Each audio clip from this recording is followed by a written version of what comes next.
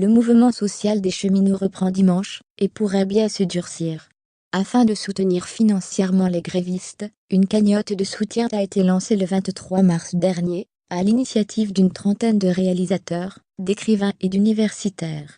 Vendredi, à 18h, la somme affichée sur la page Litchi dédiée s'établit à 390 944 €, avec 11,829 participants. À titre de comparaison, elle était de 220,000 € en début de soirée mercredi. Lire aussi, SNCF. Tout savoir sur la grève des cheminots, tout l'argent déposé sur la cagnotte ira directement, sans intermédiaire, aux fédérations de cheminots, détaille le sociologue Jean-Marc Salmon, à l'origine du projet, sur le site. J'ai parlé avec les gens de Litchi. Comme toutes les sommes seront transférées directement de Litchi aux comptes syndicaux, dont je leur donnerai les coordonnées, déduction faite des frais de transfert, prélevés directement par Litchi.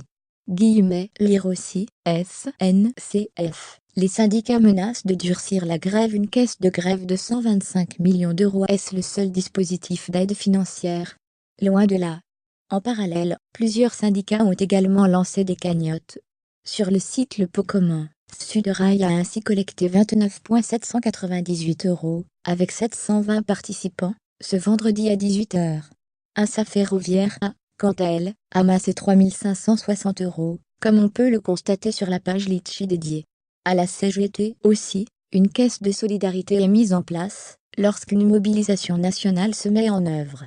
Nous l'avons ouverte depuis une dizaine de jours, et nous ferons un premier point sur la collecte lundi. Détaille David Duguay de la CGT au Figaro. À titre de comparaison, la CGT Infocom a amassé 500,000 € dans le cadre de la lutte contre la loi El Khomri en 2016. Une fois l'argent récolté, il sera versé aux antennes locales du syndicat.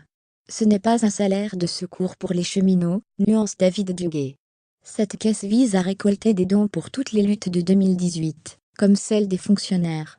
La CFDT, elle, fait figure d'exception, puisqu'elle dispose d'une caisse de grève, avec un butin de 125 millions €, a confirmé Laurent Berger, secrétaire général, au micro de Jean-Jacques Bourdin.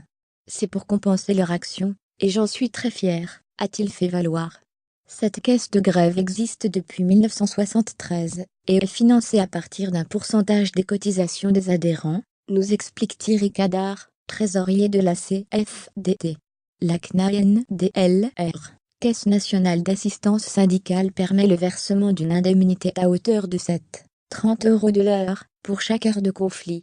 Pour y accéder, le gréviste doit être adhérent depuis au moins 6 mois. Difficile, pour l'heure, d'établir le nombre de bénéficiaires, selon le trésorier. Il faut que le syndicat recueille toutes les fiches de paie, afin de compter les jours de grève, et établir le montant d'indemnisation, qui sera versé à la fin du mois, détaille-t-il.